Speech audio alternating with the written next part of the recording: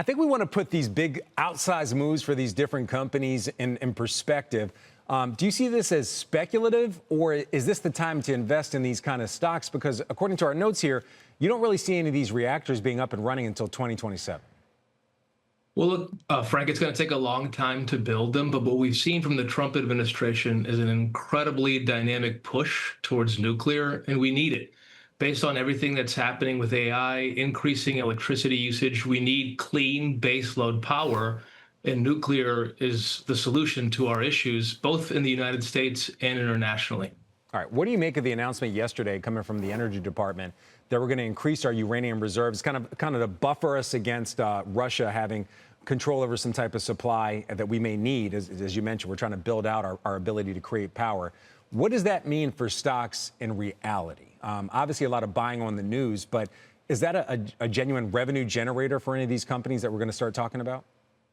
It's going to take, to your point, a long time to build the reactors, but the issue is that we haven't built new ones in the United States for some time. And so we need a full approach to the supply chain, both approvals for reactors, which I think the United States and the UK will talk about, will share best practices.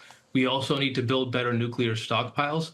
We also need to build better enrichment capabilities in the United States and in friendly countries. And so we cover a company like ASP Isotopes that brings innovative enrichment technology like lasers to help throughout the process. All right, Bo, you have a buy rating on that company, $111 price target. I want to note for the audience, this is a company under $1 billion.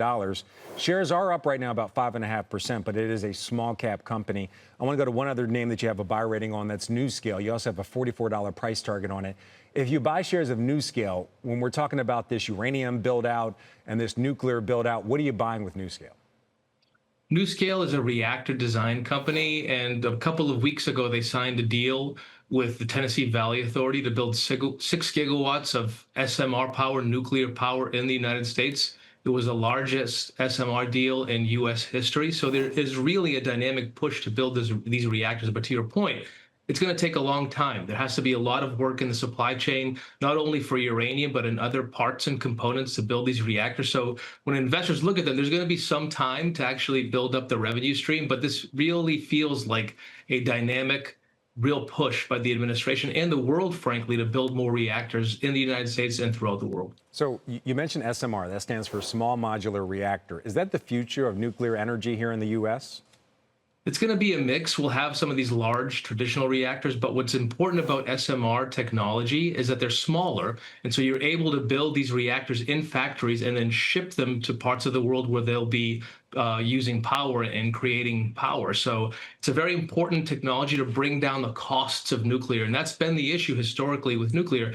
It's supposed to be very, very energy dense, and it is. But in reality, when you build these reactors, the cost overruns are enormous. And so the promise of these small modular reactors is to bring down those costs and bring manufacturing best practices to the nuclear industry.